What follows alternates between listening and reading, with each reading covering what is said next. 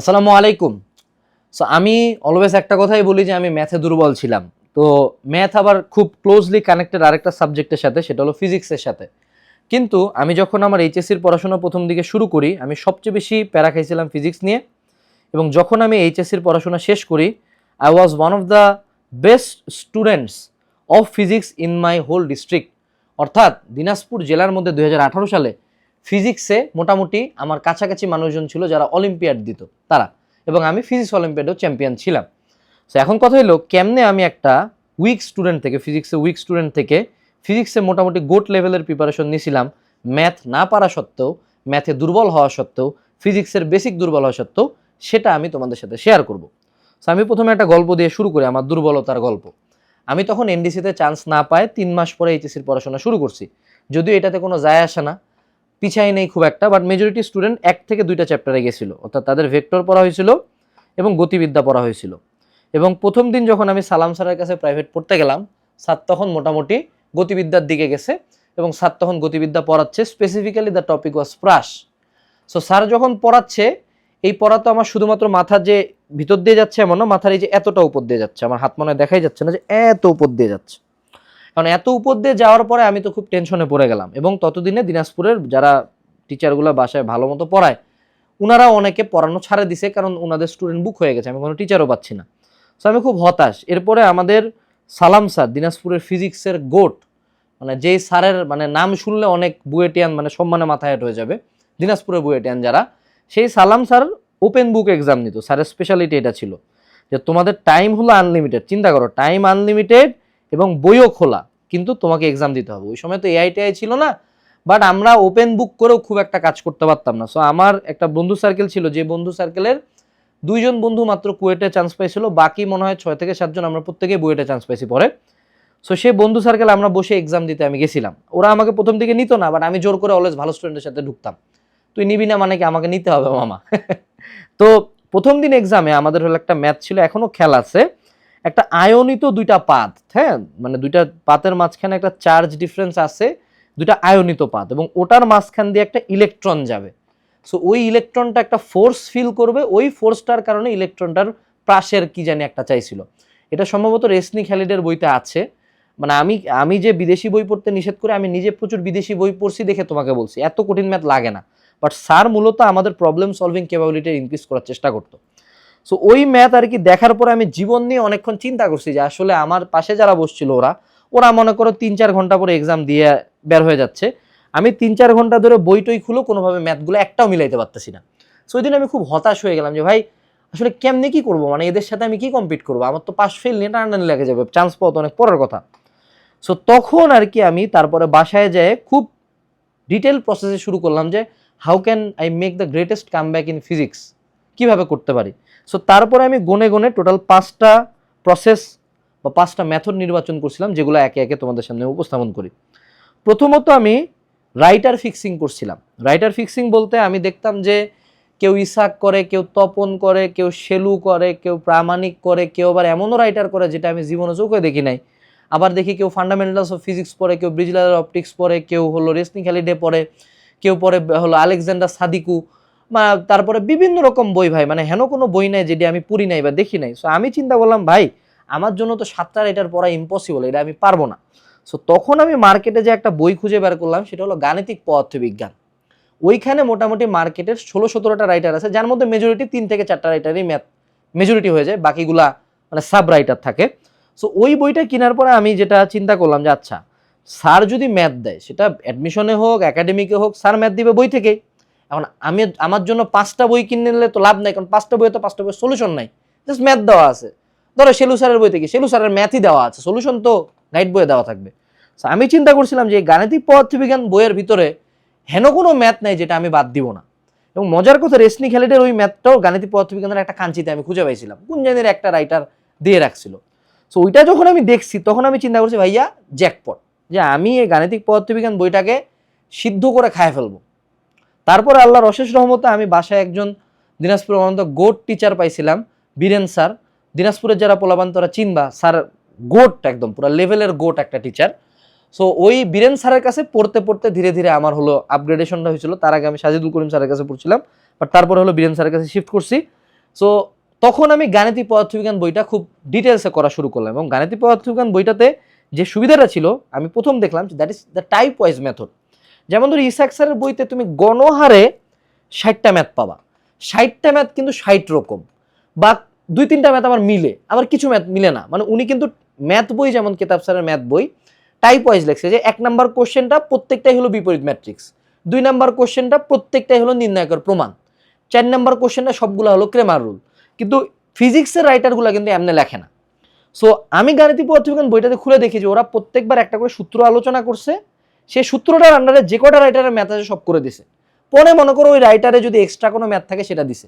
So আমি তখন খুঁজে বের করলাম যে টাইপ ওয়াইজ মেথড, যে আমার প্রাসের কয়টা টাইপ হইতে পারে। একটা হলো আনুভূমিকভাবে নিক্ষিপ্ত প্রাস, আরেকটা ধরো উচ্চতা থেকে আরো উপরে নিক্ষিপ্ত প্রাস, আরেকটা কি আনুভূমিকভাবে নিক্ষিপ্ত প্রাস, আরেকটা হলো আনুভূমিক থেকে নিচের দিকে ফিকে দিছি এরকম প্রাস, আরেকটা কি পরন্ত বস্তুর প্রাস, আরেকটা কি নিক্ষিপ্ত বস্তুর প্রাস। এই তো এই কয়েকটা কেস। সো আমি 6টা কেসের যত কটা ম্যাথ আছে আমি করে ফেলছি। সো যখনই আমার কেস আসতো যে আনুভূমিক ভাবে, তখনই আমি ওই ম্যাথটা এমনি করতাম। যখন চিন্তা করতাম যে না আনুভূমিক থেকে আরো উঁচায় নিক্ষেপ করছে, তখন এমনি করব যে এইচ যোগ দিব বা ভি প্লাস দিব মাইনাস দিব, এরকম করে আমি টাইপ ওয়াইজ আমার মাথার মধ্যে ম্যাথগুলা বসাইছি। ফলশ্রুতিতে বুয়েট ভর্তি পরীক্ষার হলে যে খুব বেশি ম্যাথ পারে আসছি এমন না, 20টার মধ্যে অ্যাটলিস্ট আমি বলবো যে 10টা ম্যাথ আমার হয়তোবা হয়েছে, 10টা হয়েছে, বাকি 10টা হয় না। এই জায়গায় হলো ফেলাসিটা যে বুয়েট ভর্তি পরীক্ষায় তোমার 600 পাওয়ার লাগে না বাবা, তুমি যদি 60টা কোশ্চেনের মধ্যে 30টা পারে আসো তুমি টপ 100-এ অলরেডি, ঠিক আছে। সো আমি টাইপ ওয়াইজ মেথডে করছি। দ্বিতীয় যেটা মেথড আমি বের করছিলাম সেটা হলো ইকুয়েশন মেথড। যেমন আমাকে একজন ভাইয়া বলছিল যে বুয়েটের ম্যাথ তোমরা যারা বিলিভ না হয় ইঞ্জিনিয়ারিং কোশ্চেন ব্যাংক বের করবা, নর্মালি 2টা ইকুয়েশন দিয়ে ম্যাথ দেয়, যে প্রথমে একটা ইকুয়েশন থেকে মান বের করতে হয়, ওই মানটা দ্বিতীয় ইকুয়েশনে বসাতে, তুমি প্রত্যেকটাতে দেখবা। সো তখন আমি একটা মেথড বের করলাম কি, যে আমার একটা ম্যাথ দিলে আমি প্রথমে যেগুলো রাশি আছে সবগুলো লিখি, যে M V A S T, এরপর চিন্তা করে আচ্ছা এই রাশিগুলো আছে এটা কোন সূত্রের মধ্যে আছে, আচ্ছা দ্বিতীয় কোন সূত্রটা, যে রাশিটা চাইছে আলফা, তাহলে আলফা কোন সূত্রতে আছে, 2টা সূত্র লিখলে পরপর বের হয়ে যায়। So that was the equation method. Equation মেথডটা তোমার শুনে কমপ্লেক্স লাগলেও তুমি সিম্পলি যে কাজটা করতে পারো, যেমন বুয়েট ভর্তি পরীক্ষায় ছোট জায়গায় ম্যাথ করতে হয়। সো নর্মাল সাজেশন থেকে লেখার জায়গাটাকে 3টা পার্ট করা। 3টা পার্ট কেমনে, ধরো এই যে এরকম, যে একটা পেজ যদি থাকে এইটুকু তোমাকে জায়গা দিল, এখানে একটু জায়গা, এখানে একটু জায়গা। সো এই জায়গায় তুমি এম লিখবা, এ লিখবা, ভি লিখবা, এস লিখবা, টি লিখবা, রাশিগুলো লিখবা। এখানে তুমি লিখলা যে S equals to U T plus half D square, ইকুয়েশনটা লিখবা, এখানে তুমি ডিরেক্ট অ্যান্সার আসবে 1.2, তুমি এটা বক্স করে দিলে তোমার ম্যাথ শেষ। So that was the equation method. এবং এই প্রসেসটা আমি পাওয়ার পর থেকে আমি এইচএসসিতে এই সেম কাজ করতাম, যদি এইচএসসিতে ম্যাথ আরো ইলাবোরেটলি করতাম, মানে ইঞ্জিনিয়ারিং এর মতো এত জাম দেওয়া যেত না, কিন্তু ইকুয়েশন মেথড অ্যাকচুয়ালি ওয়ার্কস। এই জন্য কিন্তু সূত্র প্রচুর মুখস্থ করতে হয়, কারণ ফিজিক্স পরীক্ষার হলে তুমি সূত্র প্রতিপাদন করবা বা সূত্র বের করবা এটা হয় না। সো যারা টাইপ ওয়াইজ মেথড বা ইকুয়েশন মেথডে ম্যাথ করতে চাও, আমরা তোমাদের জন্য এই যে গাণিতিক পদার্থবিজ্ঞান যে বইটা আছে না, এই গাণিতিক পদার্থবিজ্ঞান বইয়ের ইচ অ্যান্ড এভরি ম্যাথ আমাদের টিচার বুয়েটের ভাইয়ারা আসে ম্যানুয়ালি তোমাকে বসে বসে সুন্দর মতো সলভ করাবে, এরকম একটা কোর্স লঞ্চ করছি। এবং তুমি যদি ট্রিপলেটটা নাও, ট্রিপলেটটা হলো ফিজিক্স কেমিস্ট্রি ম্যাথ একসাথে আছে, চাইলে তুমি সেপারেটও নিতে পারো। সেখানে আমরা ম্যাথের কেতাবুদ্দিন স্যার, ফিজিক্সের ক্ষেত্রে গাণিতিক পদার্থবিজ্ঞান, আর কেমিস্ট্রির ক্ষেত্রে গাণিতিক রসায়ন A to Z সলভ করাইছি।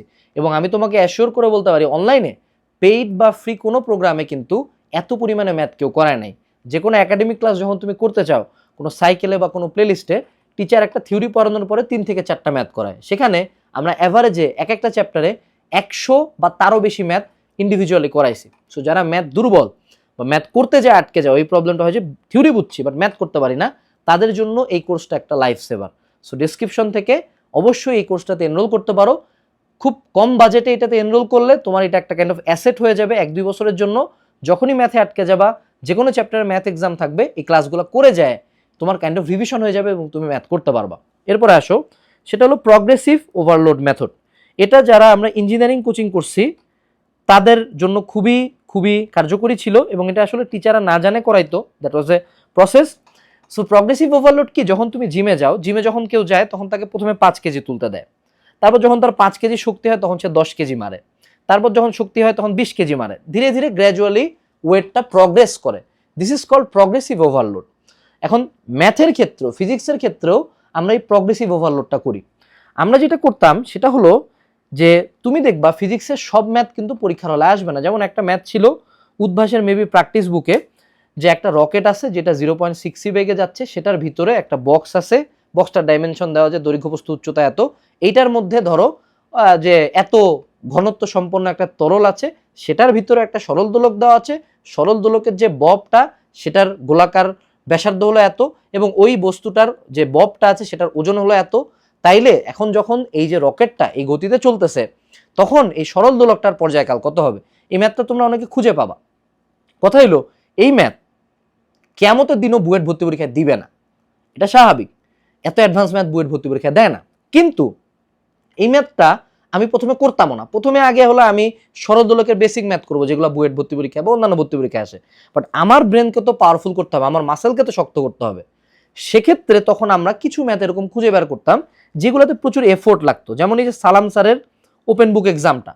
এতে যে সুবিধাটা হয় যে আমরা ম্যাথগুলো হয়তো বা দেখেও করতেছি, কিন্তু আমার মাথা যে থিঙ্ক করতেছে, মাথার মধ্যে যে প্রেশার বসে, আচ্ছা এই পাত দুইটার মধ্যে আচ্ছা আগে কি বের করবো, এফ বের করি, এফ ইজ টু কি কিউ ভি, এখানে একটা ভি আছে, আচ্ছা ভি কোথায় আছে, আর প্রাসের সূত্রে ভি আছে, এই ভিটা ওখানে বসাই দিলে কি হয়, হয়তোবা ম্যাথটা হবে না। আমি প্রথমে সলিউশন দেখা সাজেস্ট করবো না, এআই ইউজ করা সাজেস্ট করবো না, প্রথমে তুমি জাস্ট দেখো, ট্রাই করো, দেন তুমি সুন্দর মতো আলটিমেটলি একটা পর্যায়ে ম্যাথটা মিলতেও পারে নাও মিলতে পারে, কিন্তু ধরো একটা ওয়েট তুমি উঠানোর অনেক চেষ্টা করছো, এটাতেও কিন্তু তোমার মাসেল ফাইবার অ্যাক্টিভেশন হয়েছে, একটা ম্যাথ করার চেষ্টা করছো, এটাতেই তোমার ব্রেন অ্যাক্টিভেশন হয়েছে, কিন্তু তার আগে কি এটা কি প্রথমে করতে হবে? প্রথমে কিন্তু নদী নৌকার ম্যাথের এই কাজ করা যাবে না, নদী নৌকার কঠিন ম্যাথ যে ধরো দুইটা স্রোত আছে, এটা প্রথমে না, প্রথমে আগে বেসিকগুলো করে আসবো, তারপরে এরকম অ্যাডভান্স ম্যাথ দিয়ে ব্রেনের মধ্যে প্রগ্রেসিভ ওভারলোড দেবো। এটাকে আমরা বলতাম প্রবলেম সলভিং আওয়ার। যে মনে করো আমরা বন্ধুরা দেশি বই, বিদেশি বই, কনসেপ্ট বই, প্র্যাকটিস বই, বিভিন্ন বই থেকে ম্যাথ খুঁজে নিয়ে আসতাম। যেমন এবছর আমাদের ইঞ্জিনিয়ারিং অ্যানালাইসিস যে মেগাবুকটা আছে, এখানে আমরা এরকম অ্যাডভান্স বই, অ্যাডভান্স ম্যাথ প্রচুর রাখছি, এবং ওটা বলেই দিছি যে এটা এখন প্রথমে করবা না, প্রথমে কোশ্চেন ব্যাংক দেন অ্যাডভান্স ম্যাথে আসো। সো এরকম প্রগ্রেসিভ ওভারলোড মাঝে মধ্যে তোমার ব্রেনকে দিতে হবে। এটাতে তুমি ম্যাথ হয়তো ইনস্ট্যান্ট ওই সময় পারবা না, কিন্তু তুমি দেখবা পরীক্ষার হলের এত ছোট, যখন কেউ 100 কেজি তুলতে পারে তাকে তো 50 কেজিতে প্রবলেম মনে হবে না, তখন সে ছোটখাটো ওয়েট তুলে ফেলবে। ঠিক আছে, এরপরে আসলো সর্বশেষ যে প্রসেসটা, that is called repetition method. Repetition method কি? রিপিট করা বারবার।